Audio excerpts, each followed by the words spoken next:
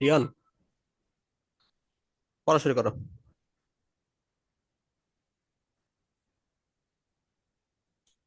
এখান থেকে এ পর্যন্ত।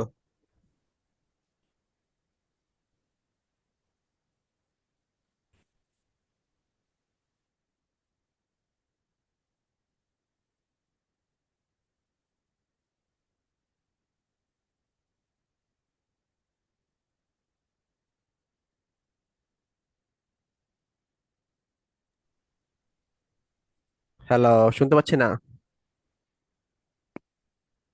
পড়ো, যে এখান থেকে এ পর্যন্ত পড়ো। বস্তু জগতে যা কিছু পরিমাপ করা যায় তাকেই রাশি বলে। যেমন কোনো বস্তুর দৈর্ঘ্য, ভর, বেগ, ত্বরণ ইত্যাদি সবই রাশি। বস্তু জগতের এ সকল ভৌত রাশিকে বর্ণনার জন্য কোনোটির দিক নির্দেশের প্রয়োজন হয়, আর কোনো রাশির দিক নির্দেশের প্রয়োজন হয় না। তাই দিক বিবেচনা করে যাবতীয় রাশিকে দুভাগে ভাগ করা যায়, যথা সদিক রাশি বা ভেক্টর রাশি, নির্দিক রাশি বা স্কেলার রাশি। ভেক্টর রাশি যে সকল ভৌত রাশিকে সম্পূর্ণরূপে প্রকাশ করার জন্য মান ও দিক উভয়ের প্রয়োজন হয় তাদেরকে ভেক্টর রাশি বলে, যেমন সরণ, ওজন, বেগ, ত্বরণ, বল ইত্যাদি।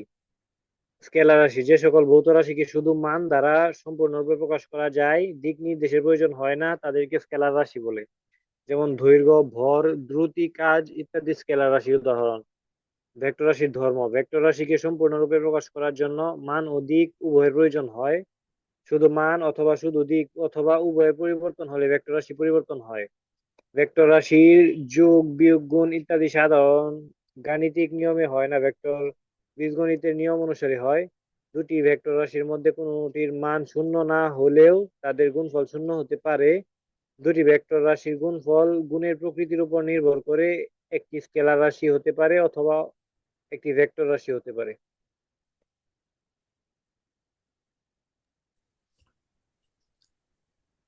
ভেক্টর কি ছোটবেলায় পড়ছিলা? 9 10-এ? হ্যাঁ ভাইয়া, পড়ছি তো। হ্যাঁ। তাহলে মোটামুটি ধারণা আছে, তাই তো? হ্যাঁ। তাইলে এই প্রশ্নের উত্তর দাও।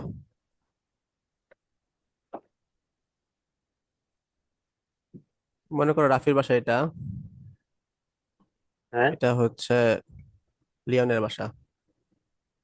হ্যাঁ।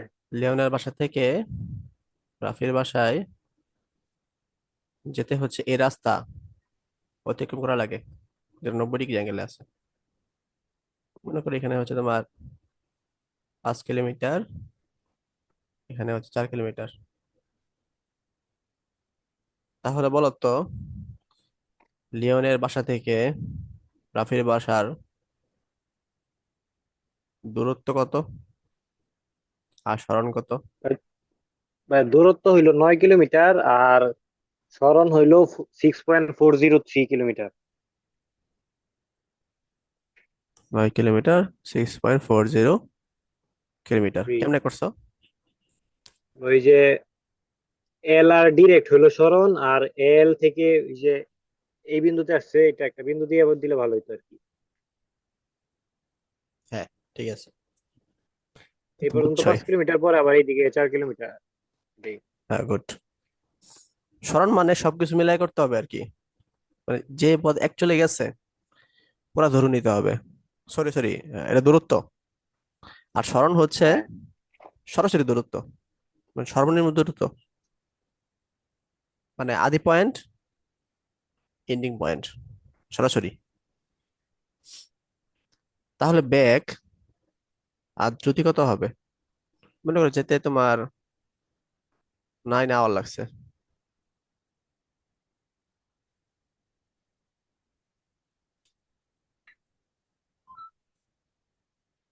বা এই পুরোটা রাস্তা যাইতে আর কি 9 আওয়ার।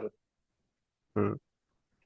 তাহলে দ্রুতি হবে 1 কিলোমিটার পার আওয়ার, আর মানে বেগ হবে 6.403 / 9, 0.711 কিলোমিটার পার আওয়ার। গুড। কারণ বেগ হচ্ছে ভেক্টর রাশি, মানে এটার সূত্র হচ্ছে সরণ বাই সময়। আর দ্রুতি হচ্ছে স্কেলার রাশি, এর সূত্র হচ্ছে দূরত্ব বাই সময়। এমনি লিখতে করছো না? হ্যাঁ। আর 9 আসছে হচ্ছে তোমার 5 আর 4 যোগ করে। আর এটা আসছে √5² 4²। তাহলে তো বুঝছোই। তো এটা বোঝানোর দরকার নাই। এখানে আসি। ভেক্টর রাশিকে সম্পূর্ণরূপে প্রকাশ করার জন্য মান ও দিক প্রয়োজন হয়, তো আমরা জানি। শুধুমাত্র মান অথবা শুধুমাত্র দিক অথবা উভয় পরিবর্তন হলে ভেক্টর রাশি পরিবর্তন হয়। এটা ব্যাখ্যা দাও উদাহরণ দিয়া। শুধুমাত্র মান আর শুধুমাত্র দিক বা উভয় পরিবর্তন। যেমন ভাই আমি 5 কিলোমিটার সোজা গেলাম, পরে আবার 5 কিলোমিটার ব্যাক করলাম, 3 কিলোমিটার ব্যাক করলাম, তাইলে তো আমার টোটাল সরণ হইতেছে 2 কিলোমিটার আর কি। হ্যাঁ, আবার পাঁচ 5 কিলোমিটার সোজা গেলাম, আবার 5 কিলোমিটার 3 কিলোমিটার সোজা গেলাম, তাইলে আমার টোটাল সরণ হয়ে গেছে 8 কিলোমিটার। মানে দুই ক্ষেত্রে তো ভিন্ন আসতেছে আমার। আমি তো গেছি 5 কিলোমিটার, পরে আবার 3 কিলোমিটার। মানে হ্যাঁ, দুই ক্ষেত্রে ভিন্ন আসতেছে না, এক ক্ষেত্রে 2 কিলোমিটার, এক ক্ষেত্রে 8 কিলোমিটার। এই যে পরিবর্তনের কারণে তো, দিক পরিবর্তনের কারণে তো এরকম হইলো আর কি। হ্যাঁ, গুড। তো হয়ে গেল। অথবা আরেকটা জিনিস, এটা তুমি যে মান নিয়ে খেলা করছো আর কি। মনে করো মান ফিক্স থাকবো, শুধু দিক নিয়ে একটু খেলা করো। শুধু দিক হুম। মানে আর কি, এক দিক রেখে আর কি পরিবর্তন করবো, মান পরিবর্তন করবো না, দিক পরিবর্তন করবো আর কি। হ্যাঁ, এক্ষেত্রেও ভেক্টর পরিবর্তন হবে আর কি। যেমন বৃত্তাকার পথে, বৃত্তাকার পথে মনে হ্যাঁ। করো একটা জিনিস ঘুরতেছে 10 মিটার/সেকেন্ড সমবেগে ঘুরতেছে। সমবেগে ঘুরলে তো আর তার কি চেঞ্জ হবে না, আহ মানে ত্বরণ হবে না আর কি, তাই না? হ্যাঁ। কিন্তু এখানে ত্বরণ হয়। কি জন্য ত্বরণ হয় বলো তো?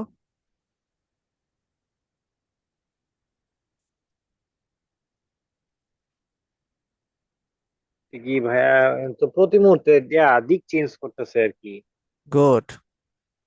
এখানের দিকে এটা, এখানের দিকে এটা, এখানের দিকে এটা, হ্যাঁ। মানে দিক চেঞ্জ হচ্ছে আর কি। দিক চেঞ্জ হ্যাঁ। কারণে এখানে ত্বরণ করতেছে আর কি।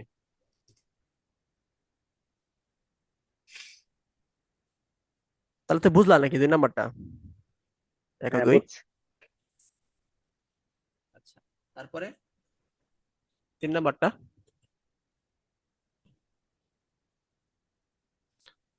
এগুলো তিন অবজেক্টিভ নাম্বারটাও আসবে তো বুঝছো, বুঝলাম। মানে সৃজনশীল আসবে না। এটা বুঝে যাও, আমাদের গুরুত্বপূর্ণ আর কি। 3 নাম্বারটা।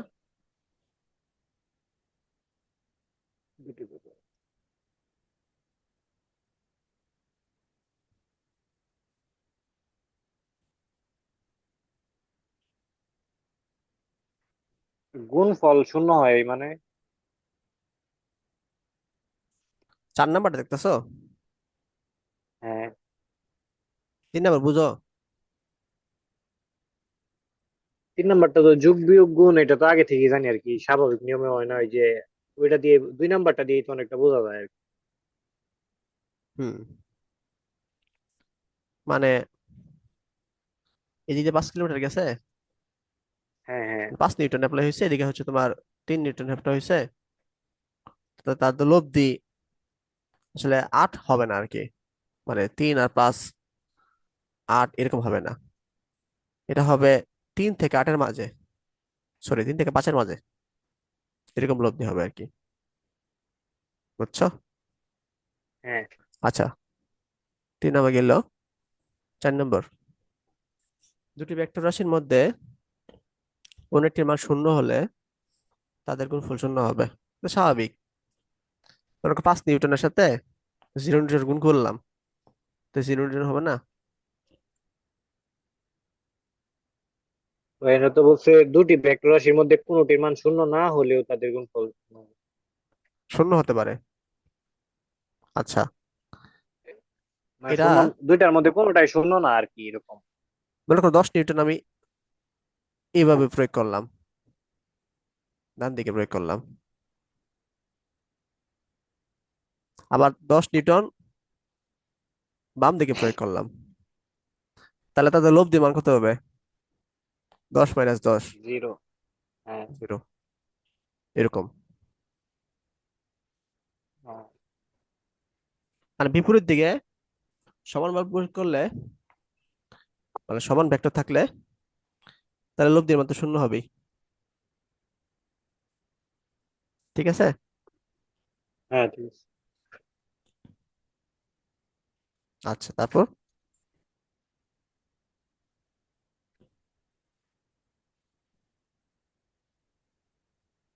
5 নাম্বার আর কি, যে দুটি ভেক্টর রাশির গুণফল, আচ্ছা, এখানে তো গুণের গুণফল প্রকৃতি। বলছে, আমরা তাহলে যোগ করলাম। হ্যাঁ। আহ পি, এটা কিউ, যদি গুণ করি,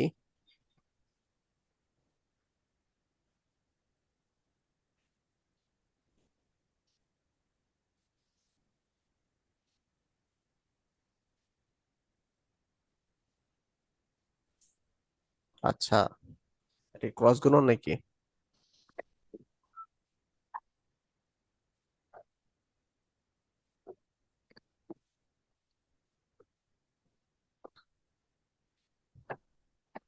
এটা সম্ভবত ক্রস গুণন। ক্রস গুণন তোমাদের পড়াবো সামনে, তাও একটু ধারণা দেই।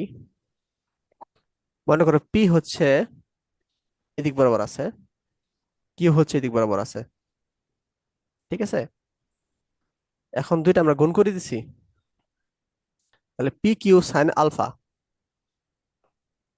হ্যাঁ, এটা মনে করো আর, এই আরটা কি হবে?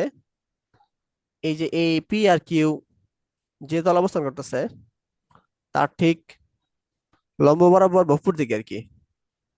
ঠিক আছে। একটা নতুন একটা ভেক্টর উৎপন্ন হবে, এটা হচ্ছে P Q sine theta. Sine theta কি? পি ও কিউ এর মধ্যবর্তী যে কোণটা আছে, মানে এটা হচ্ছে থিতা। তো পি আর কিউ এর মধ্যবর্তী কোণ যদি 0 ডিগ্রি হয়, তাহলে পি কিউ সাইন 0, তখন আর ইকুয়াল 0 আসতেছে আর কি।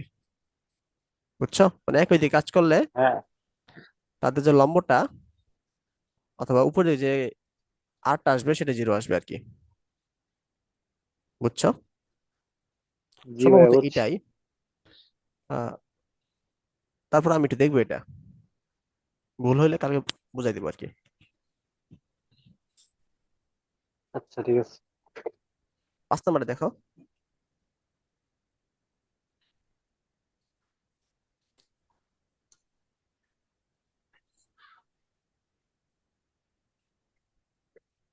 5 নাম্বারটা, গুণফল গুণের প্রকৃতির উপর নির্ভর করে একটি স্কেলার রাশি হতে পারে অথবা ভেক্টর রাশি হতে পারে। মানে দুইটা ভেক্টর গুণ করে একটা স্কেলার আসতে পারে আর কি, এরকম। উদাহরণ?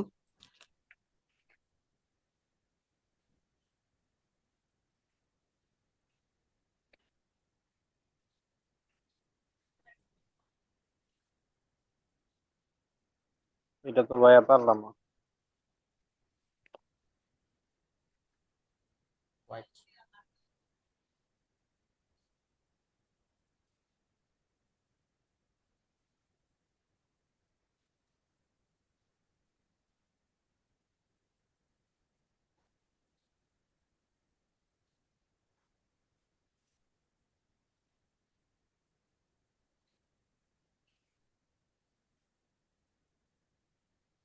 এটা কি ভাইয়া ওই যে,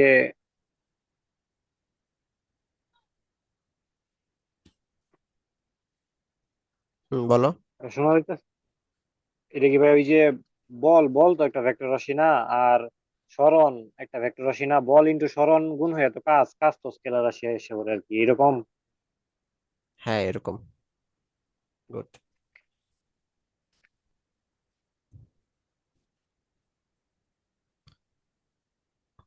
আর ভেক্টর রাশি?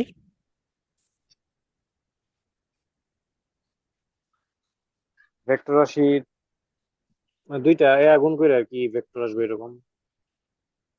দুইটা বল গুণ করে দিলা, ও নতুন যে বল উৎপন্ন হ্যাঁ, হইব ওটা ভেক্টর উৎপন্ন হবো, তাই না? হ্যাঁ, হ্যাঁ। আচ্ছা, 4 নাম্বারটা হচ্ছে আমাদের ঠিক আছে আর কি, চ্যাট জিপিটি আমি জিজ্ঞেস করছি, এটাই বলছে আর কি, যেটা বললাম। ঠিক আছে,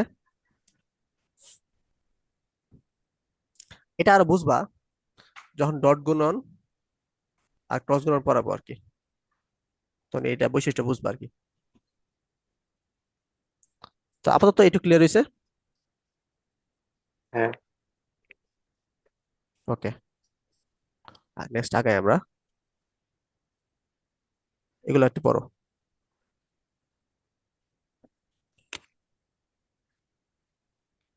অনেকদিন ধরে ভাই রিডিং করি না, তো পড়ি।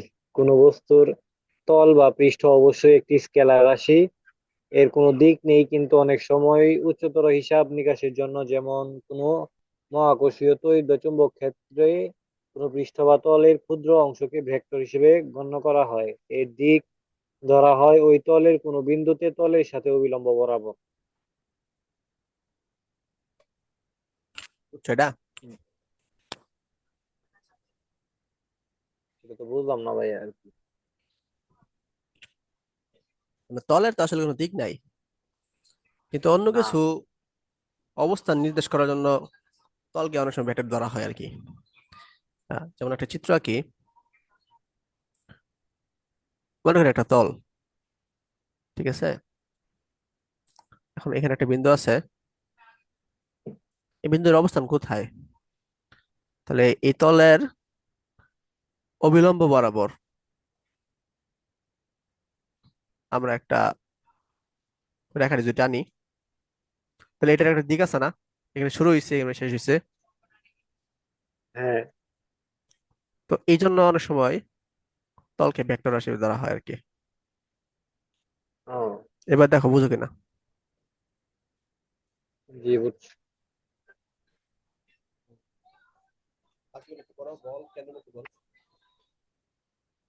বাকিগুলো একটু পড়ো। হ্যাঁ, বল দৈনন্দিন অভিজ্ঞতা থেকে আমরা দেখি যে ঠেলা বা টানাই হচ্ছে বল। আমরা যখন কোনো বস্তুকে ঠেলি তখন আসলে আমরা বস্তুটির উপর নির্দিষ্ট দিকে একটি বল প্রয়োগ করি। পৃথিবী কোনো বস্তুকে তার কেন্দ্রের দিকে টানে, অর্থাৎ মহাকর্ষ বল প্রয়োগ করে। যেহেতু ঠেলা বা টানার মান ও দিক উভয়ই আছে, তাই বল একটি ভেক্টর রাশি। বলের দিক হচ্ছে যে দিকে বস্তুকে ঠেলা হচ্ছে বা টানা হচ্ছে সেদিকে। বা এটা তো বুঝছি। আপনার কেন্দ্রমুখী বল, কোনো বস্তু যখন কোনো বিন্দুকে কেন্দ্র করে বৃত্তাকার পথে ঘুরে, তখন একটি বল বস্তুর উপর বৃত্তের ব্যাসার্ধ বরাবর কেন্দ্রের দিকে ক্রিয়া করে বস্তুটিকে বৃত্তাকার পথে ঘোরায়। এই বলের নাম কেন্দ্রমুখী বল। নিঃসন্দেহে এটি একটি ভেক্টর রাশি। এর দিক বস্তু থেকে ব্যাসার্ধ বরাবর বৃত্তের কেন্দ্রের দিকে। হ্যাঁ, বা এটা তো বুঝলাম না। এই কেন কি হলো, দিন পড়াইলাম না, ভুলে গেছো? ওই যে কেন্দ্রের দিকে টানতাছে যে আর কি ওইটারে। হ্যাঁ, সেন্টার বরাবর দিক। ও, হ্যাঁ, হ্যাঁ, হ্যাঁ। বুঝছো? তো পরে হচ্ছে, হ্যাঁ, হ্যাঁ, তারপর পরে হচ্ছে টর্ক। কোনো বস্তুর উপর নিট বল ক্রিয়া করলে তার ত্বরণ ঘটে। আসলে বস্তুর ত্বরণ তার উপর প্রযুক্ত বলের সমানুপাতিক। যখন কোনো একটি বল বা এক জোড়া সমান্তরাল ও বিপরীতমুখী বল কোনো বস্তুকে কোনো বিন্দু বা অক্ষকে কেন্দ্র করে ঘুরায়, তখন বস্তুর কৌণিক ত্বরণ হয়। যে রাশিটি কৌণিক ত্বরণের জন্য দায়ী সেটি হচ্ছে বলের ভ্রামক বা টর্ক। বলের মতো টর্ক একটি ভেক্টর রাশি। এর দিক হয় বল এবং বস্তু ঘূর্ণন কেন্দ্র বা অক্ষের সংযোজক সরলরেখা মিলে যে সমতল তৈরি হয় তার অভিলম্ব বরাবর। এটা তো বুঝলাম না ভাই, এটা নতুন একবারে। ওকে, দেখি।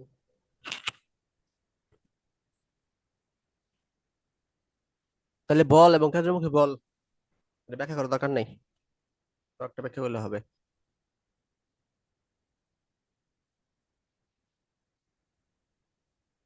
কোন বস্তুর উপর নিট বল ক্রিয়া করলে ত্বরণ ঘটে, এটা তো বুঝো নাকি?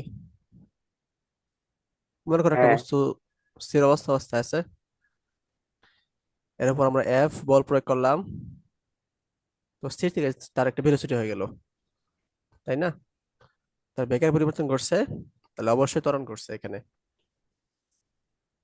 আসলে বস্তুর ত্বরণ তার উপর প্রযুক্ত বলের সমানুপাতিক। তো এটা আমরা জানি, এফ সমানুপাতিক এ, সরি এফ সমানুপাতিক এম এ আর কি। তাহলে ত্বরণের তো সমানুপাতিক অবশ্যই বল। যদি একজোড়া বল বা একটি বল সমা সমান সমান্তরাল ও বিপরীত বল কোনো বস্তুকে কোনো বিন্দুর বা অক্ষকে কেন্দ্র করে ঘোরায়, তা কৌণিক ত্বরণ হয় আর কি। কি কইলো এটা? ও আচ্ছা, অক্ষকে কেন্দ্র করে ঘোরালে, মনে করো এখানে একটা সেন্টার আছে, তো এ বরাবর তো আমি ঘুরাইতেছি, ঠিক আছে? মনে করি এখানে একটা হ্যাঁ। পাথর আছে, এই সেন্টার বরাবর আমি ঘুরাইতেছি জিনিসটাকে। এটা একটা বল হইতে পারে, অথবা অনেকগুলা সমান্তরাল বল হইতে পারে আর কি। মনে করো এটা যদি এরকম বড় একটা বস্তু থাকে, এভাবে এভাবে দুইটা আমরা রশি টানলাম, এরকম হইতে পারে, অথবা একটা বল হইতে পারে। আপাতত আমরা একটা বল চিন্তা করি।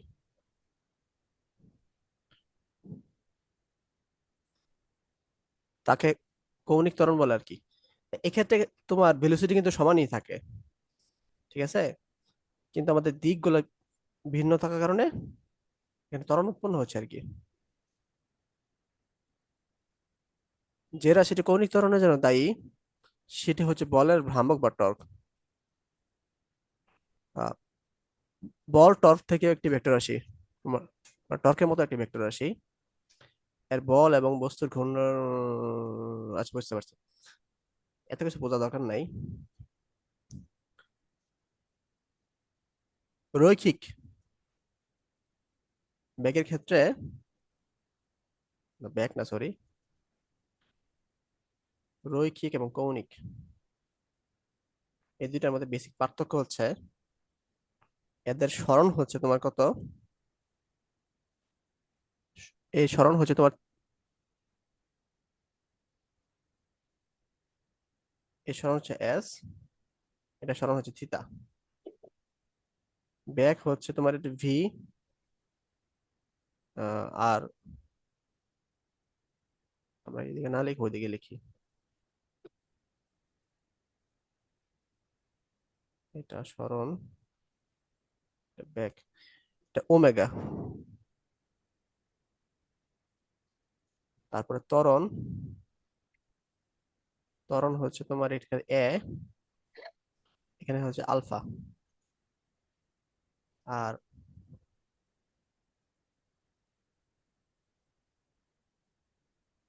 বল, এটা ক্ষেত্রে এফ বল, এক্ষেত্রে হচ্ছে টাউ, ঠিক আছে? অর্থাৎ কৌণিক সর- কৌণিক কোন কিছু ক্ষেত্রে বলটাই হচ্ছে আমাদের টর্ক, বুঝছো? রৈখিক আমরা এটা চিহ্ন কিভাবে? এফ দ্বারা নির্দেশ করি, এখানে কৌণিক ক্ষেত্রে টাউ দ্বারা নির্দেশ করবো আর কি। এটা হচ্ছে টাউ, হ্যাঁ। ঠিক আছে? আর এই দুটোর মধ্যে সম্পর্ক হচ্ছে tau equal to F R.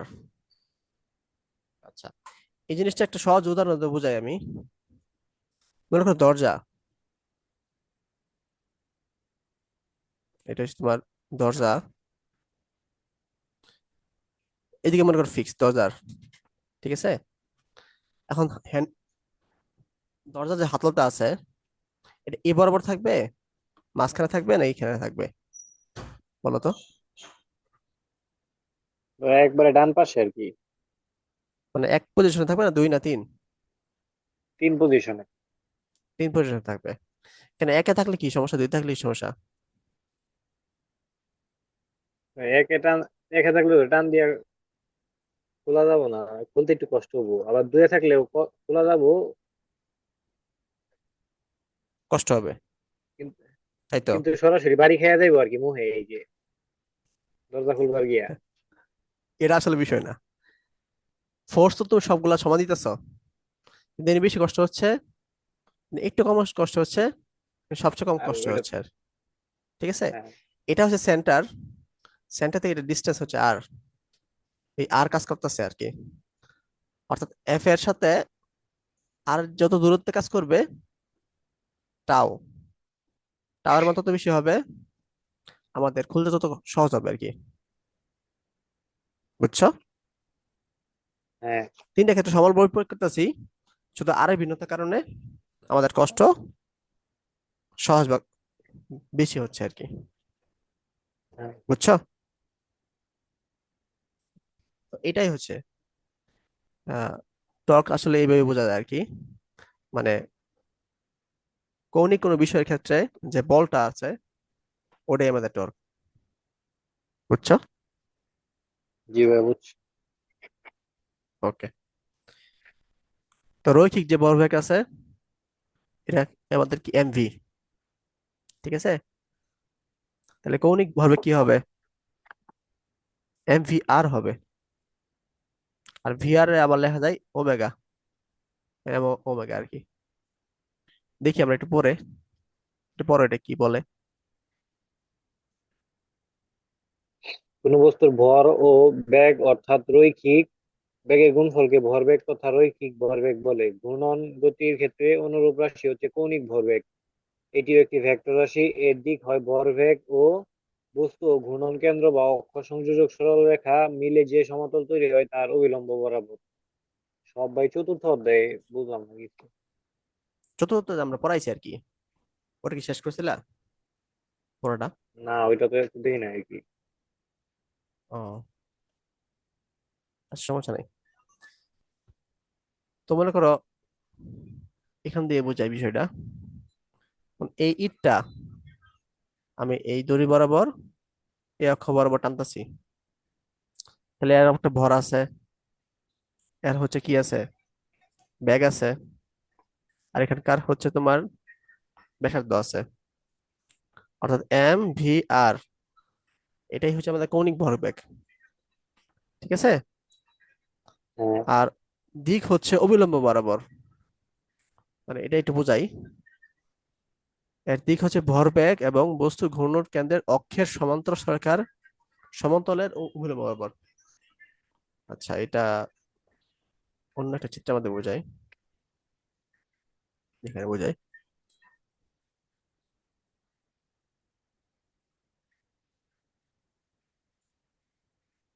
এটা আর, এখানে এম বি আছে। তাহলে এই দুইটার গুণফল এই বরাবর না, এই তল বরাবর না? হ্যাঁ বুঝছো এটা? হ্যাঁ আর এর দিক হবে এই তলের অভিলম্ব বরাবর, মানে লম্ব বরাবর আর কি, এই যে এই বরাবর, ঠিক আছে। হ্যাঁ বুঝছি। এটাই বলছে।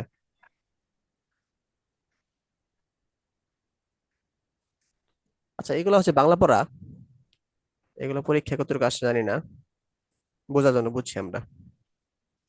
এখন এগুলো দেখি,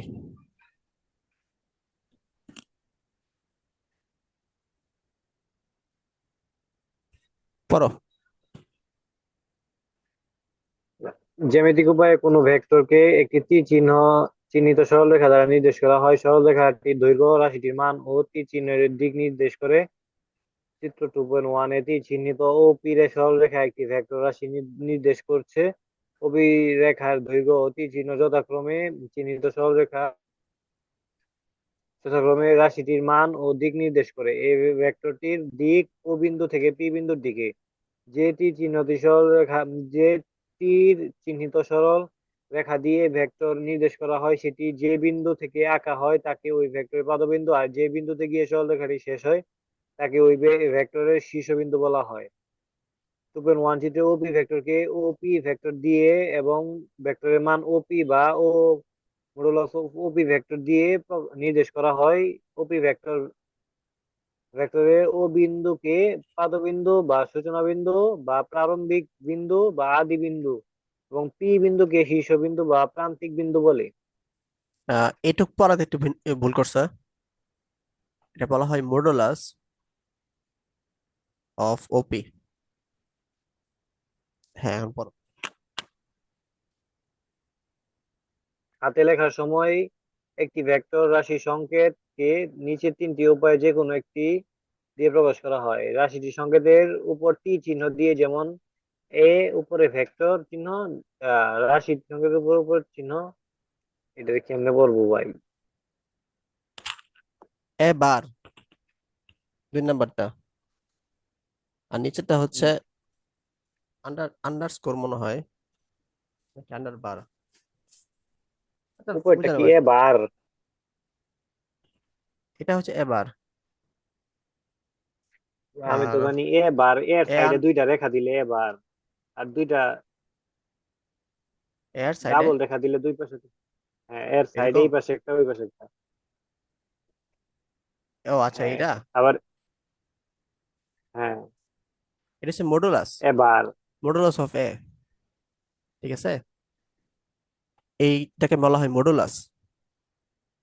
আর দুইটা মডুলাস করে মানে রেখা সবসময় দিলে ধনাত্মক। আর উপরে থাকলে হচ্ছে বার। বার।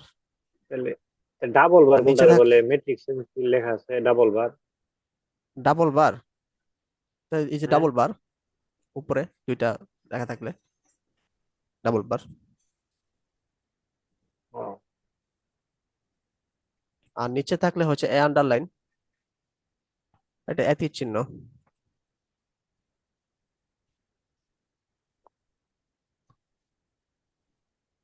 আচ্ছা, পড়া গুরুত্বপূর্ণ না, মানে দেখে নাও আর কি, এরকম হয় আর কি। ঠিক আছে। আর ছাপার ক্ষেত্রে হচ্ছে বোল্ড হ্যাঁ, হরফ হয়। আর যখন মান প্রকাশ করব তখন মডুলাস দিব আর কি, যে এটা হচ্ছে মান প্রকাশ করা। ঠিক আছে। ঠিক আছে। আচ্ছা, তো এখানে একটু দেখি আমরা। মনে করো এটা এ, এটা বি, রেখা টানলাম। তাহলে এটা হচ্ছে দিকটা আমি এ বরাবর দিছি, তাহলে এ বি। তাহলে এ হচ্ছে আদি বিন্দু, আর বি হচ্ছে কি বিন্দু, শীর্ষবিন্দু। আদি বিন্দু বা প্রান্ত বিন্দু, এটা আদি বিন্দু, এটা বলা যায়। হ্যাঁ, অথবা আর ওইটা পাদবিন্দু, পাদবিন্দু বা প্রান্তবিন্দু আর ওইটা। পা- এটাকে পাদবিন্দু বলা যায়। আদি বিন্দু বা পাদবিন্দু। এটা হচ্ছে প্রান্ত বিন্দু বি তো বা শীর্ষবিন্দু। প্রান্তবিন্দু আর পাদবিন্দু, আর এটা তো আদি মানে বিন্দু আর কি।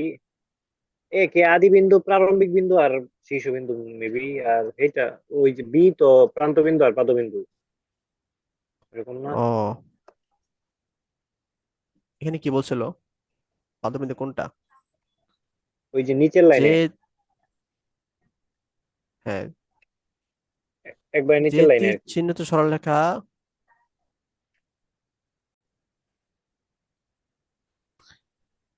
যে বিন্দুতে কাকা হয় ওটাকে বলা হয় পাদবিন্দু। আর যে বিন্দুতে শেষ হয় ওটা শীর্ষবিন্দু। ঠিক আছে। ও, হ্যাঁ বুঝছি।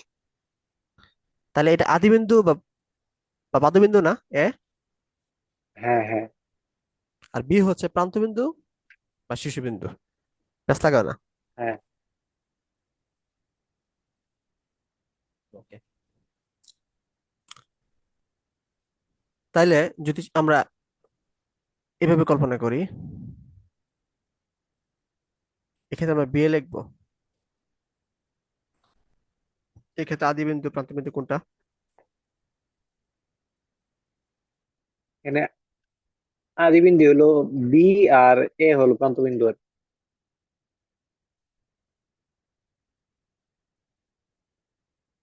গুড। তাহলে আমাদের এটা বুঝলাম। তারপরে আমরা এখানে আসি, স্বাধীন ভেক্টর, সীমাবদ্ধ ভেক্টর, মানে ভেক্টর ক্ষেত্রে ভেক্টর আর কি, এগুলো একটু পড়ো। কোন ভেক্টর রাশির পাদবিন্দু কোথায় হবে তা যদি ইচ্ছে মতো পছন্দ করা যায় তবে সেই ভেক্টরকে স্বাধীন ভেক্টর বলে।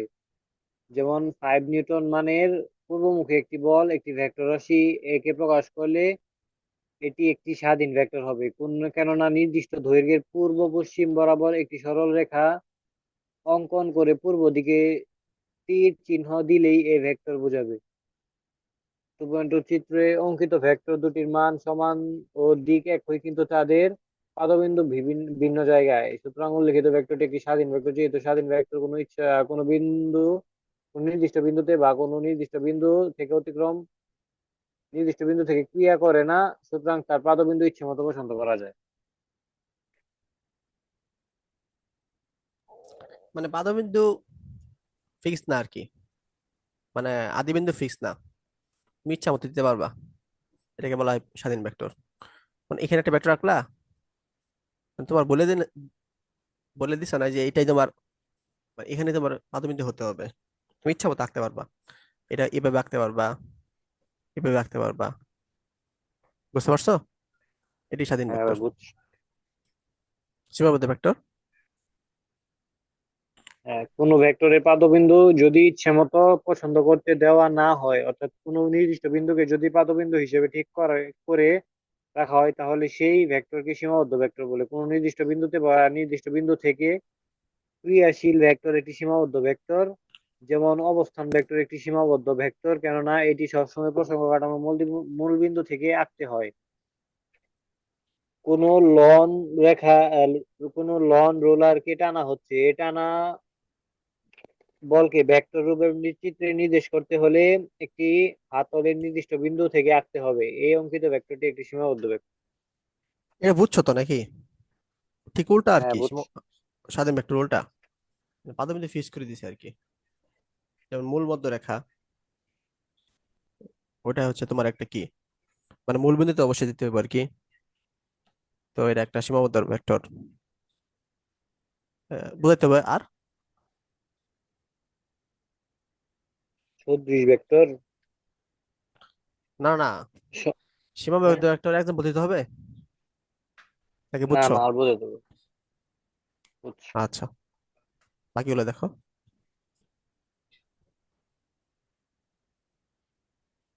সমজাতীয় দু বা ততোধিক ভেক্টর যদি একই দিকে ক্রিয়া করে তবে তাদেরকে সদৃশ বা সমান্তরাল ভেক্টর বলে। এটা তো বুঝলামই।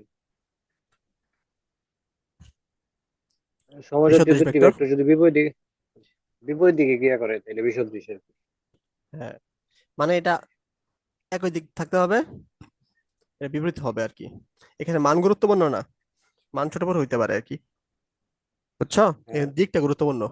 হুম। একটা জায়গা ওই দিক, একটা বিপরীত দিক।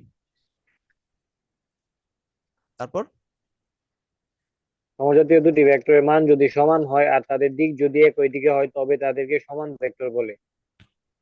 দেখো, এক্ষেত্রে কিন্তু মান গুরুত্বপূর্ণ, দিকও একই দিকে হবে। মনে করি এটা যদি 5 নিউটন হয়, এটা 5 নিউটন হতে হবে, এটা 6 নিউটন হলে কিন্তু সমান ভেক্টর হবে না, বুঝছো? হ্যাঁ বুঝছি। আচ্ছা, তারপরে ঋণাত্মক বিপরীত ভেক্টর। নির্দিষ্ট দিক বরাবর কোনো ভেক্টরকে ধনাত্মক ধরলে তার বিপরীত দিকে সমানের সমজাতীয় ভেক্টরকে ঋণাত্মক ভেক্টর বা বিপরীত ভেক্টর বলে। হুম, এটা কি এটাও বুঝছো? বুঝছি। হ্যাঁ বুঝছি। একটু বুঝাও আমারে। মানে একটা ভেক্টর যদি এ বি ভেক্টর হয় আর কি, এ বি ভেক্টর যদি আমরা বিপরীত দিকে করে দিই তাহলে মাইনাস এ বি হয়ে যাবো আর কি, এটাই, বা বি এ, ওইটাই। বুঝছি, ঠিক আছে। সমরেখা ভেক্টর। তোমরা দু বা ততোধিক ভেক্টর যদি একই সরলরেখা বরাবর বা পরস্পর সমান্তরালে ক্রিয়া করে তবে তাদেরকে সমরেখা ভেক্টর বলে। আচ্ছা, এটা কি বুঝছো?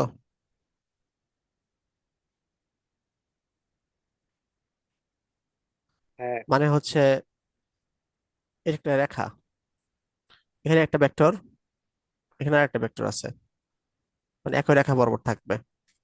ঠিক আছে, মনে করি এখানে একটা ভেক্টর 5i 6i, আবার ঠিক সমান্তরাল ভাবে একটা আছে 7i। তো এই ভেক্টর গুলা সমরেখা ভেক্টর আর কি, মানে একই রেখা বরাবর থাকতে হবে অথবা সমান্তরাল ভাবে থাকবে। বুঝা গেছে? হ্যাঁ ভাই বুঝছি। আচ্ছা, সমতুল্য ভেক্টর হচ্ছে একই তল বরাবর থাকবে আর কি। মনে করে একটা তল আঁকলাম, এই একটা তল, এই তল বরাবর এর ঠিক উপরে মনে করি এখানে একটা এ আছে, বি আছে, সি আছে, মানে একই তল বরাবর থাকবে। এটাকে বলা হয় সমতুল্য ভেক্টর। বুঝছো? জি ভাই বুঝছি।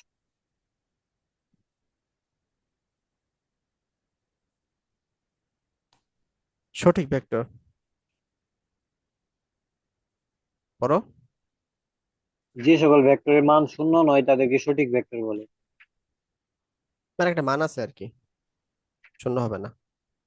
আর নাল ভেক্টর হচ্ছে শূন্য ভেক্টর, আর যে ভেক্টর মান শূন্য হ্যাঁ, ওটা হচ্ছে নাল ভেক্টর। দেখেন, আচ্ছা, একক ভেক্টর পড়ো। ওই কোনটা একক ভেক্টর? কোন ভেক্টরের মান যদি একক হয় তাহলে তাকে একক ভেক্টর বলে। কোন ভেক্টরের এটা মান কেমনে যদি পাওয়া যায়? শূন্য না হয় তাহলে সে তার, এই যে নিচে দিচ্ছে, কোন ভেক্টরের মান যদি শূন্য না হয় তাহলে সেই ভেক্টরকে তার মান দিয়ে ভাগ করলে ভেক্টরটির দিকে একটি একক ভেক্টর পাওয়া যায়। হ্যাঁ, এটাই।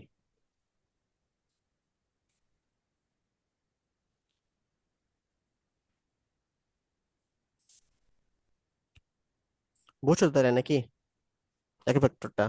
হ্যাঁ, মানে কি আচ্ছা, এক এফ দিয়ে কি একক ভেক্টরকে প্রকাশ করছে? হ্যাঁ হ্যাঁ হ্যাঁ, অর্থাৎ এই পুরোটা হচ্ছে মনে মনে করো এ ভেক্টর, এর মান হচ্ছে এ মডুলাস, তাহলে একক ভেক্টর হচ্ছে A vector by A modulus. ঠিক আছে, হ্যাঁ, যদি আমরা এর মান 5i ধরি, মডুলাস হবে 5, তাহলে 5i ডিভাইডেড বাই 5, তাহলে i, এটা হবে তোমার একক ভেক্টর। ঠিক আছে। হ্যাঁ।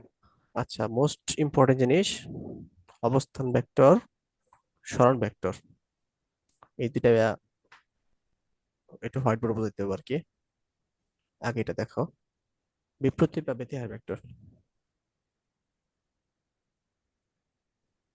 সমজাতীয় দুটি সমান্তরাল ভেক্টরের একটির মান যদি অপরটির বিপরীত সংখ্যা হয় তবে তাদেরকে বিপ্রতীপ বা ব্যতিহার ভেক্টর বলে।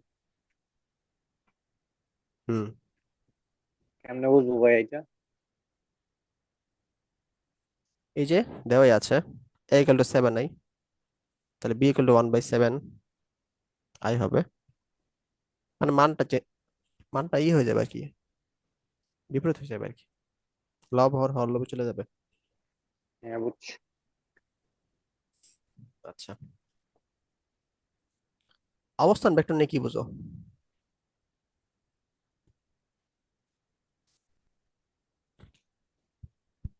অবস্থান ভেক্টর, হুম,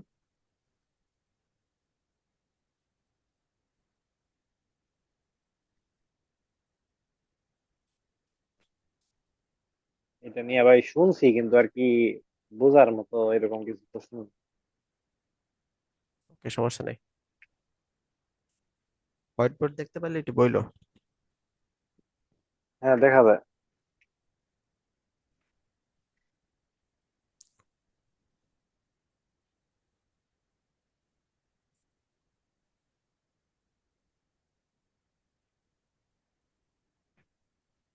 মনে করো একটা বিন্দু আছে এখানে ও, আর একটা বিন্দু আছে পি। আর প্রথমে দেখবো বিন্দুর অবস্থান ভেক্টর।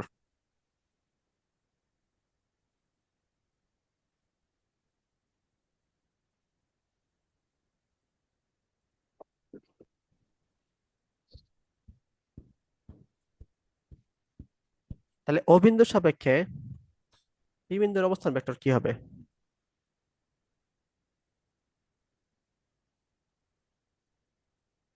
ওপি। গুড।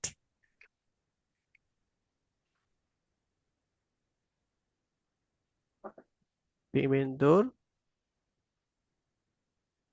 অবস্থান ভেক্টর হবে ওপি। মানে জাস্ট যোগ করে দেবো আর কি, এরকম। ঠিক আছে। এখন হ্যাঁ রেখার অবস্থান ভেক্টর দেখবো আমরা।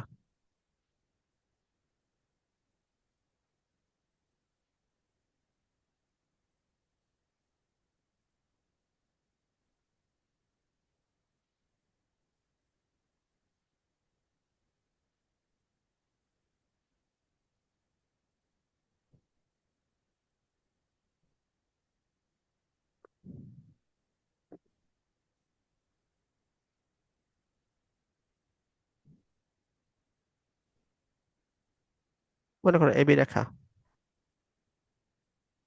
এবি রেখার অবস্থান ভেক্টর ও বিন্দু সাপেক্ষে। ঠিক আছে, মানে ও বিন্দুর সাপেক্ষে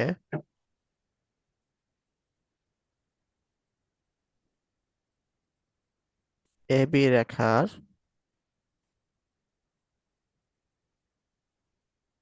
অবস্থান ভেক্টর।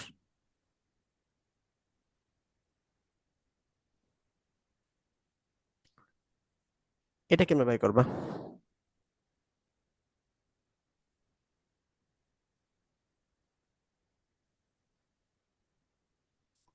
এটা বের করার সিস্টেম হচ্ছে, প্রথমে হচ্ছে আমরা এটা যোগ করে দিব, মানে ও আর বি যোগ করব, ও আর এ যোগ করব। ঠিক আছে। তো আমরা হ্যাঁ। তো এটা বলতে পারবো আর কি, ও বিন্দুর সাপেক্ষে এ বিন্দুর অবস্থান ভেক্টর ও এ, ও বিন্দুর সাপেক্ষে বি বিন্দুর অবস্থান ভেক্টর ও বি। এটুকু তো আমরা জানি, তাই না? মানে বিন্দু হিসেবে যদি কল্পনা করো, এ একটা বিন্দু, বি একটা বিন্দু, এই দুই বিন্দুর অবস্থান ভেক্টর ও বিন্দুর সাপেক্ষে ও আই আর ও বি। এটা একটু বুঝছো? হ্যাঁ বুঝছি। তাহলে আমাদের লাগবে কি, এ বি রেখার অবস্থান ভেক্টর। তাহলে এই দিকটা এই বরাবর হবে না, এ বি। হ্যাঁ। তাহলে বলো ভেক্টরের ত্রিভুজ সূত্র যদি অ্যাপ্লাই করি এখানে কি হবে? O A plus A B equal to O B. Good. ত্রিভুজ সূত্র তাহলে জানো। তাহলে এ বি ইকুয়াল কি লেখা যায়? ও বি মাইনাস ও এ। ঠিক আছে। ও বি কে যে আমরা যদি বি হ্যাঁ। ধরি, ও কে আমরা এ ধরি, তাহলে কি লেখা যায়? বি মাইনাস এ। বি মাইনাস এ। এটাই হচ্ছে তোমার এ বির অবস্থান ভেক্টর ওর সাপেক্ষে। ঠিক আছে। অর্থাৎ এত কিছু করার দরকার নেই আমাদের। এ বির ইন পয়েন্ট হচ্ছে ভি, আর স্টার্টিং পয়েন্ট হচ্ছে তোমার এ। মানে হচ্ছে তোমার শেষ অবস্থান থেকে আদি অবস্থান বাদ দিয়ে দিব আর কি।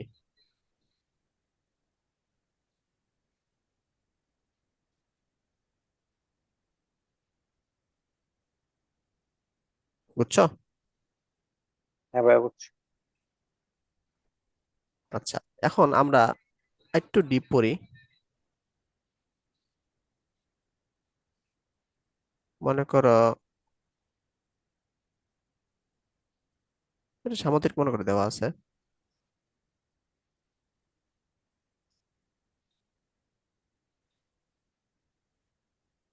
তাহলে এটা আছে ও বিন্দু। এই ও বিন্দু সাপেক্ষে এ বির অবস্থান ভেক্টর তো আমরা বের করলাম, বি মাইনাস এ, তাই না? হ্যাঁ। তাহলে ডিসির অবস্থান ভেক্টর কি হবে? DC small c minus D small b, small d আর কি। গুড। বিসির অবস্থান? বিসি স্মল সি হুম। Minus small b, good. AD? Small d minus small a. Good. তাহলে অবস্থান ভেক্টর নিয়ে একটু ঝামেলা হবে। না। আশা করি এখন ঝামেলা হবে না আর কি।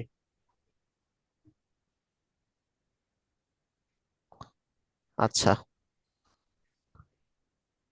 তো এইটাকেই, এই যে রেখার অবস্থান ভেক্টর বললাম না,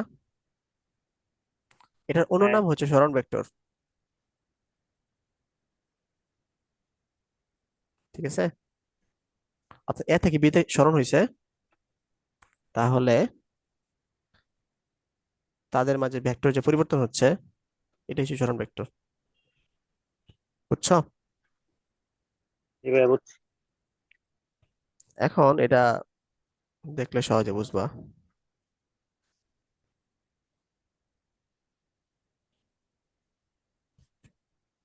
একটু পড়ো আর মিলাও।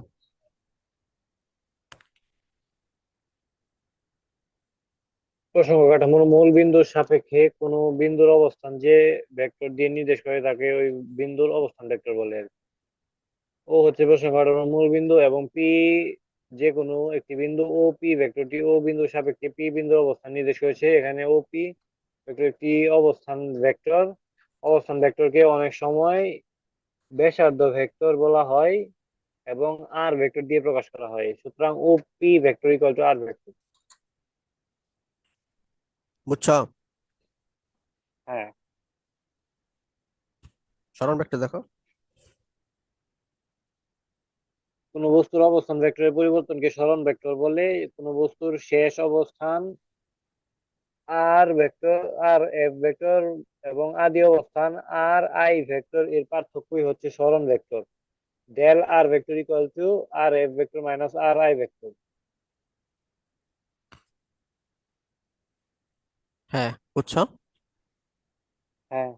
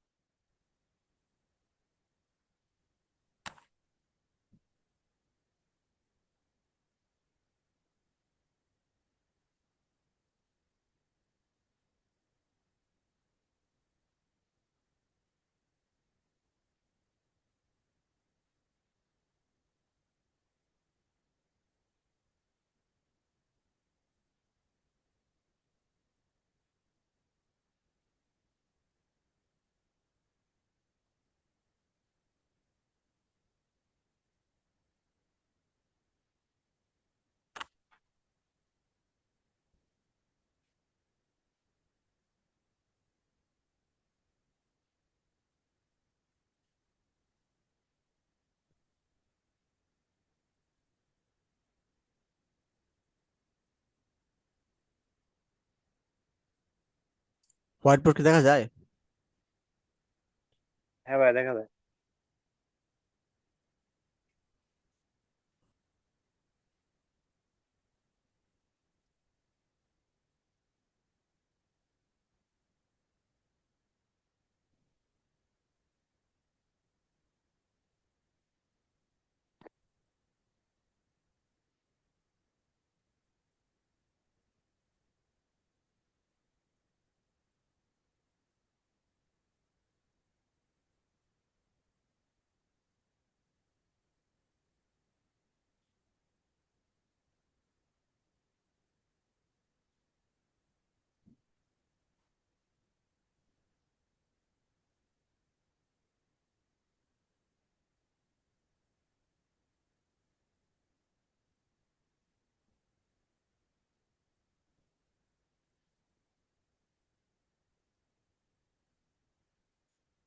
দেখো,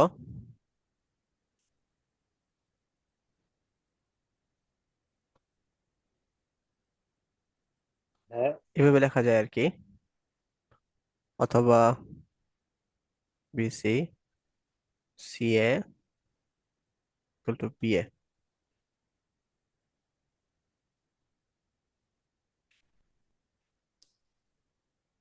আবার লেখা যায় হচ্ছে CA plus AB equal to CB.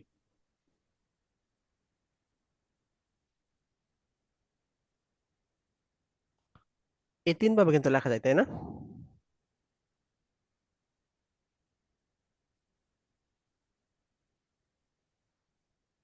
একটা চিত্র থেকে।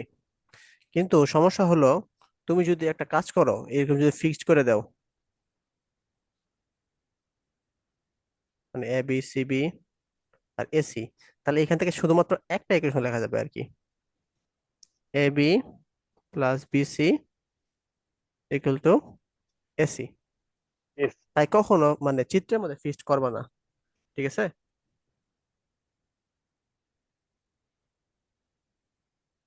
হ্যাঁ।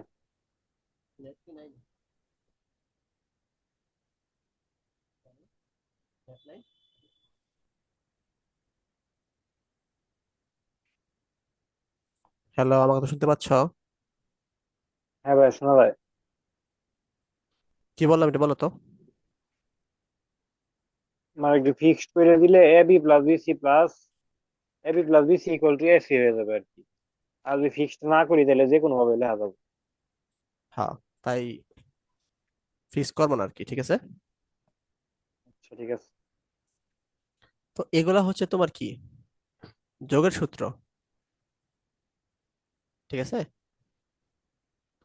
আর যোগের সূত্র থেকে তুমি বিয়োগের সূত্র পারবা আর কি, যেমন AC minus BC equal to AB, A B. এখান থেকে লিখতে পারবা। অথবা AC minus AB equal to BC. অর্থাৎ জাস্ট যোগটা বিয়োগ করে দিবা, এগুলো হচ্ছে বিয়োগের সূত্র। পারবা না এগুলা? হ্যাঁ, পারবো। আচ্ছা,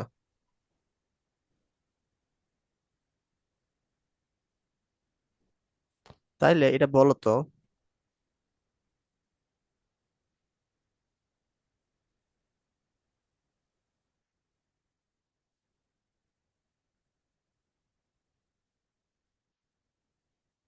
এটার ক্ষেত্রে কি আসবে বহুভুজের ক্ষেত্রে?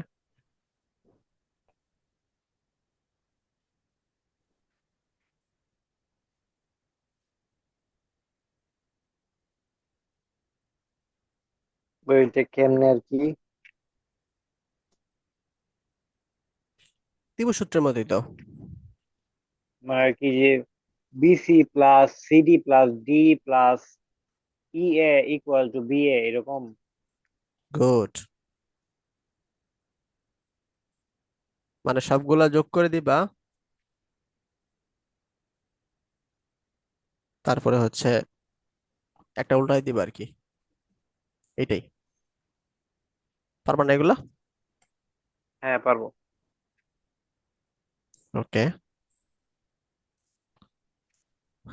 আর কিছু সূত্র আছে, এগুলা জাস্ট দেখে যাবে আর কি কোনটা কোন সূত্র, আর অবজেক্টিভ আসতে পারে। যেমন বিনিময় সূত্র, এ প্লাস বি বি প্লাস এ, এভাবে লেখা যায়। সংযোগ সূত্র, এস এস প্লাস বি এর সাথে যদি সি আলাদাভাবে যোগ করি, তাহলে এ প্লাস বি প্লাস সি এর সাথে যোগ করলে একই জিনিস আসবে। এটা হচ্ছে সংযোগ সূত্র, ঠিক আছে? বন্টন সূত্র হচ্ছে এম এর সাথে প্লাস বি গুণ করে দিলাম, তাহলে এম ইন্টু বি, এরকম এসে বললো। এই সামান্তরিক সূত্র গুরুত্বপূর্ণ, এটা আমাদের পড়তে হবে।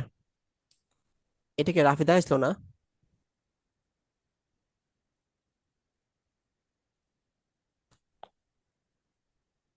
ভাই, দেখাইছেন নাকি মনে নাই তো?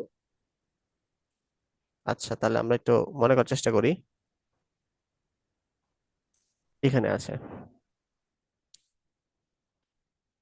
তো এটা হচ্ছে পি, আর এটা হচ্ছে কিউ।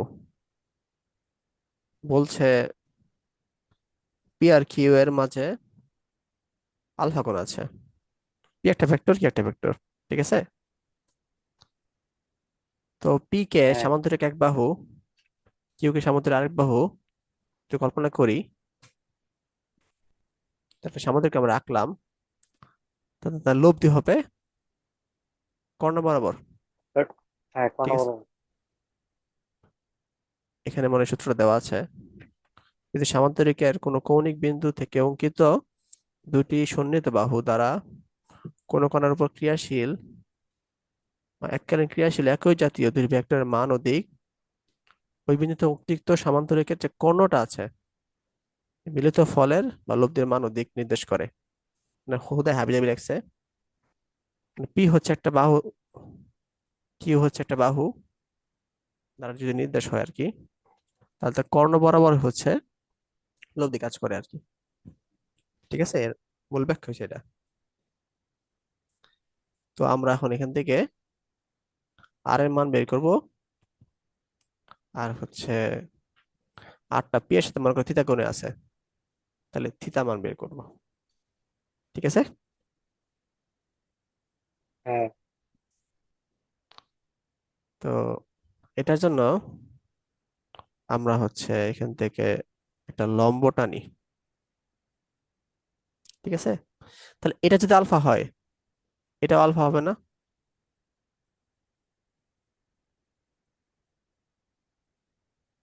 একান্তর কোণ। ওই বোঝা হইতেছে না তো, কিরকম জানি ইয়া হয়ে গেছে সাইডে। আচ্ছা, আমি তাহলে এটা কি বোর্ডে আঁকি।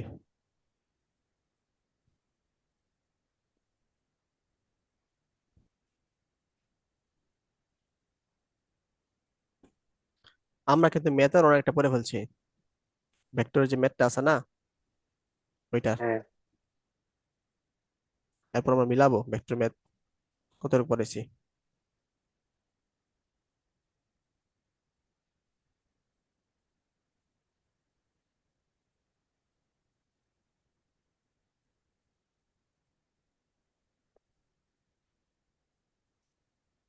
মানে এটা যদি আলফা হয়, এটা আলফা হবে না?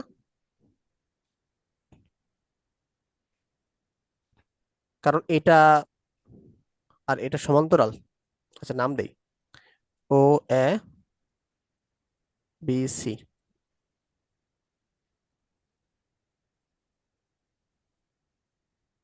হবে কিনা বলো? হ্যাঁ ভাইয়া পুরোটা হবে।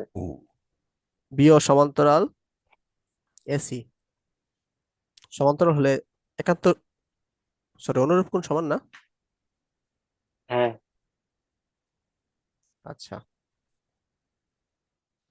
তো এখান থেকে আমরা কি লিখতে পারি? আমরা যদি এই বাহুটা নেই, সরি এই ত্রিভুজটা নেই আর কি,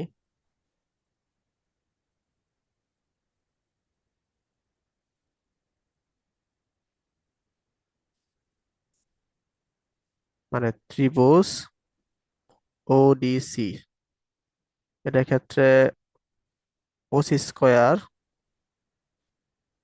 ওডি স্কোয়ার, সিডি স্কোয়ার লেখা যায় না?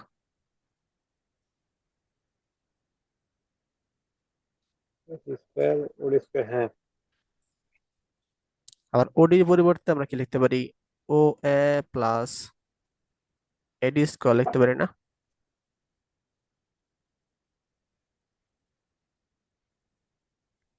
হ্যাঁ তাহলে ও এ স্কোয়ার টু ও এ এডি,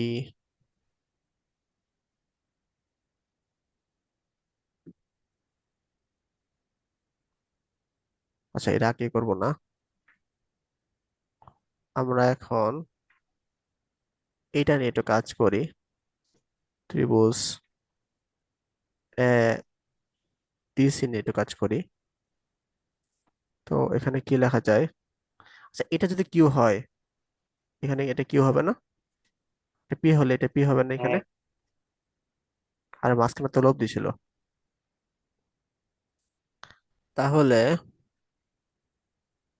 এখানে কজ আলফা ইকুয়াল টু কি আসতেছে, আর সাইন আলফা কি আসতেছে বলো তো, ত্রিভুজ এসি ডি এর ক্ষেত্রে? কোনটা? S ACD. হ্যাঁ, সাইন আলফা আসতেছে CD by AC. CD by AC, হ্যাঁ। আর তারপর কজ আলফা আসতেছে। এডি বাই এসি, হ্যাঁ, তাই না? তাহলে এডি ইকুয়াল টু কি লেখা কিন্তু যায়? ভাই উপর নিচে হয়ে গেছে, কজ আলফার উপর লেগে সাইন আলফা এরকম হয়ে গেছে। ও আচ্ছা, উল্টা ফাল্টা লিখছি। তো এটা হবে সাইন আলফা, এটা হবে কজ আলফা। এবার ঠিক আছে? হ্যাঁ, তাহলে সিডি ইকুয়াল টু কি লিখতে হবে? AC sine alpha. এখন এই দিনে মান এনে বসাই দিব আর কি। ও এ রাখলাম, এটির পরিবর্তে এসি কজ আলফা, আর সিডির পরিবর্তে এসি সাইন আলফা। বুঝছোই না কও? হ্যাঁ বুঝছি। এবার সূত্র বসাই। ও স্কোয়ার, একটা কাজ করি আমরা, ও এর পরিবর্তে কি লেখা যায়? পি লেখা যায় না? এসি পরিবর্তে কিউ লেখা যায় না? হ্যাঁ, বুঝছো? আর হ্যাঁ ওসি বুঝছি। পরিবর্তে আর স্কোয়ার লেখা যায়, মানে আর লেখা যায় আর কি।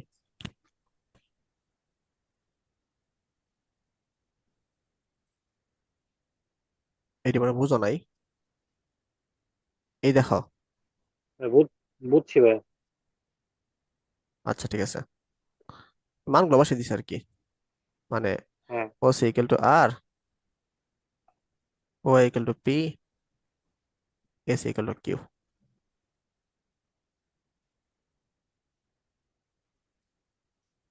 এরপর সূত্র বসাই। R square P square two P P Q cos alpha,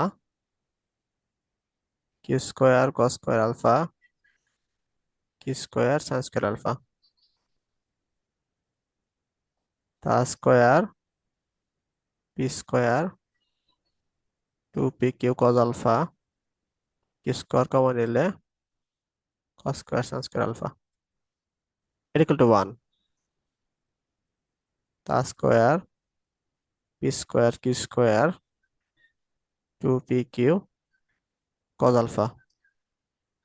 তো এটাকে যদি আমরা রুট ওভাবে নেই,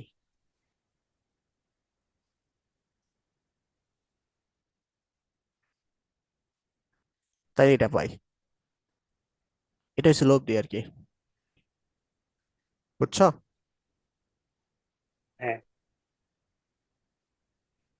তার মানে মনে করো, যদি এরকম হয়, এদিকে 2 নিউটন বল কাজ করতেছে, 3 নিউটন বল কাজ করতেছে 30 অ্যাঙ্গেলে, তা তাদের লব্ধি মান কত হবে? তাই নিয়ে সিম্পল বসাই দিব আর কি। 2 square 3 square 2 into 3 cos 30, calculator বসে মান পেয়ে যাবে আর কি। বুঝছো?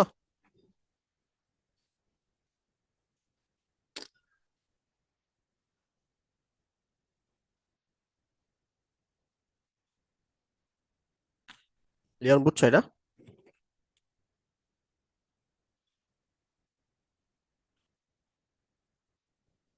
আনমিউট করো, মিউট হয়ে গেছো।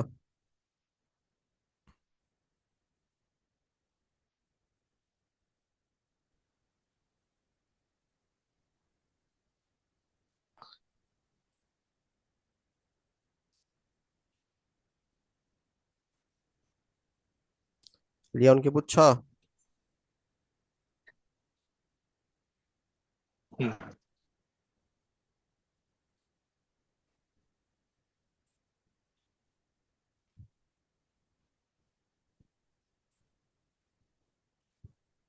হ্যালো। হ্যাঁ শুনতেছি, বলো।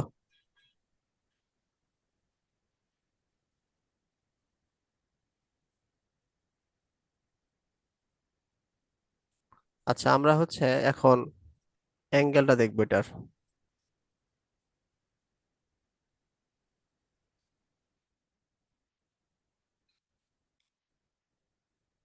এটার অ্যাঙ্গেলটা এখন বের করব।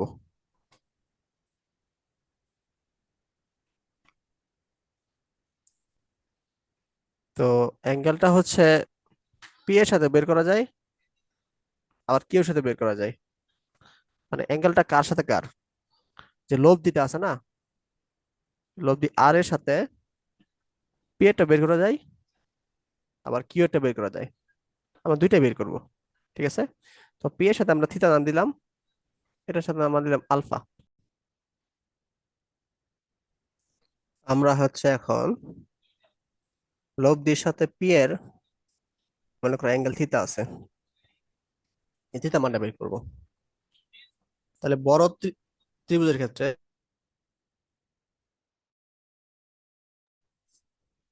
ত্রিভুজ ও ডি সি এর ক্ষেত্রে কি হবে? Tan theta equal to CD by OD না? হ্যাঁ। তো ওডির পরিবর্তে আমরা কি লিখতে পারি? ও এ প্লাস এডি সিডি। এটা বুঝছো? জি ভাই, বুঝছি। আবার দেখো, ত্রিভুজ এ ডি সি এর ক্ষেত্রে সিডি ইকুয়াল টু কি লেখা যায়? এসি সান আলফা, আর হচ্ছে AD equal to AC cos alpha. লেখা যায় না? হ্যাঁ। একটু আগে দেখছিলাম আমরা।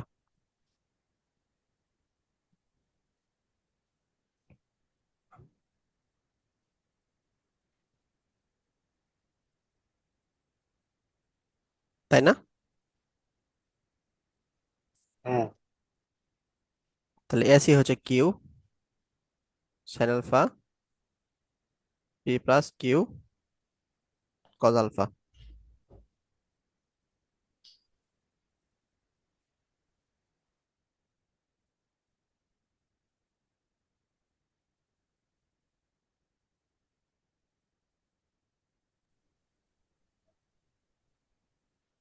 তাহলে টেন থিটা গেলে কি লেখা যাচ্ছে?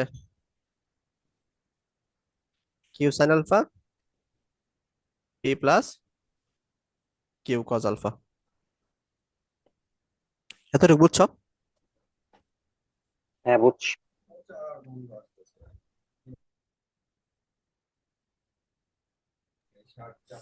আচ্ছা, একটা জিনিস খেয়াল করো, পি এর সাথে হচ্ছে তোমার অ্যাঙ্গেলটা ছিল, এই জন্য পিটা হচ্ছে সিঙ্গেল আছে। আর হচ্ছে তোমার কিউ এর সাথে অ্যাঙ্গেল ছিল না, Q sine alpha by Q cos কি আলফা। খবর? ঠিক আছে?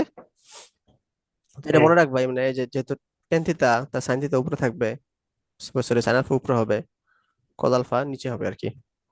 আর যাতে সে অ্যাঙ্গেল নাই তার সাথে গুণ হবে আর কি। আর যাতে সে অ্যাঙ্গেল আছে ওটা খালি থাকবে।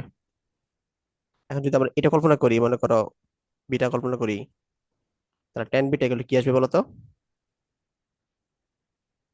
P sine alpha by Q plus P cos alpha. Good.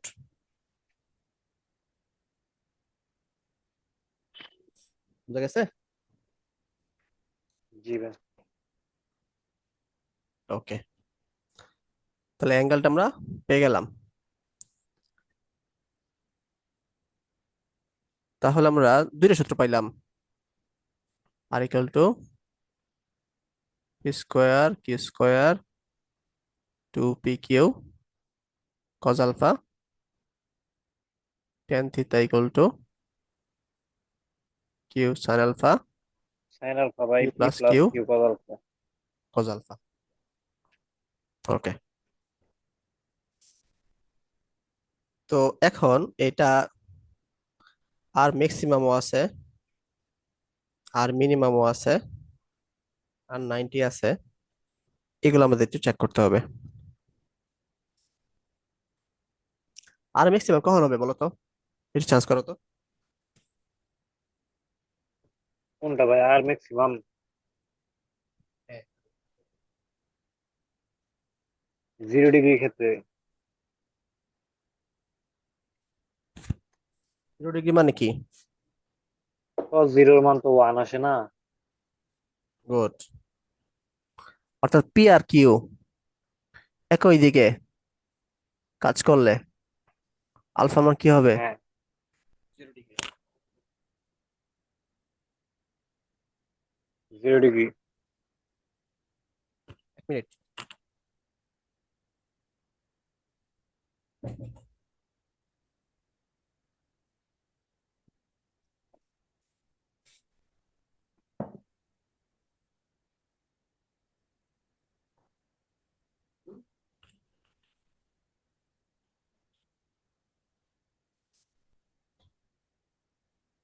তখন তাহলে কি আসবে?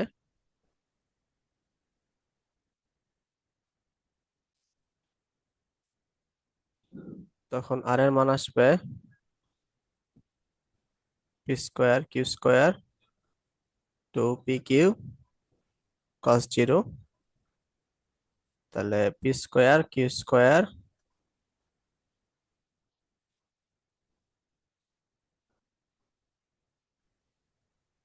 Two two P P Q. Q P হ্যাঁ, plus P Q whole plus square. Q. হ্যাঁ, পি প্লাস কিউ। তাহলে আর এর মান হচ্ছে পি প্লাস কিউ, মানে যখন যোগ থাকবে তখনই আর কি আর এর মান আর ম্যাক্স হবে আর কি, ম্যাক্সিমাম।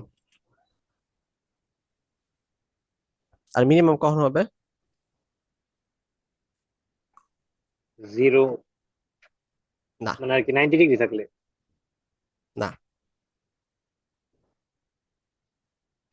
আচ্ছা 90 ডিগ্রি কি হয় সর্বনিম্ন।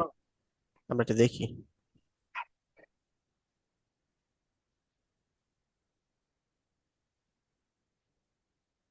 cos 90 মানে এটা চিত্রটা তাহলে কি হবে, এরকম হবে P R Q. Cause 180 degree, মানে মাইনাস হিসেবে বলবো এরকম।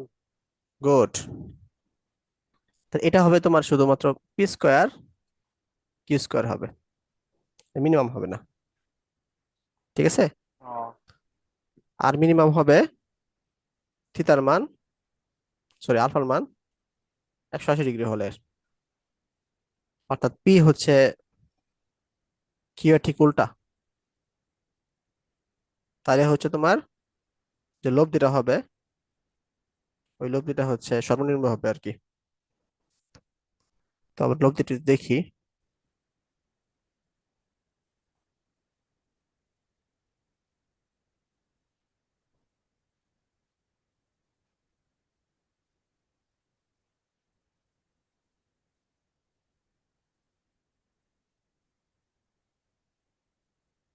তো আমরা তো জানি না এখানে পি বড় না কিউ বড়, তাহলে আমরা একটা ডিফারেন্স ধরে নিই, ঠিক আছে। মানে এটা মানে হচ্ছে পি মাইনাস কিউ অথবা কিউ মাইনাস পি, যেটা বড় হবে সেটা আগে বসবে, এটাকে বলা ডিফারেন্স, ঠিক আছে। হ্যাঁ। তাহলে পি ডিফারেন্স কিউ, এটা হচ্ছে আর মিনিমাম, অর্থাৎ পি আর কিউ পরস্পর বিপরীত দিকে কাজ করলে লব্ধির মান সর্বনিম্ন হয়, একই দিকে কাজ করলে লব্ধির মান সর্বোচ্চ হয়। আর 90 ডিগ্রি হলে হচ্ছে তোমার root over P square plus Q square হয়। বোঝা গেছে? হ্যাঁ ভাই বুঝছি। তো এগুলাই তোমার বইয়ে দেওয়া আছে। আমরা একটু চেক করি।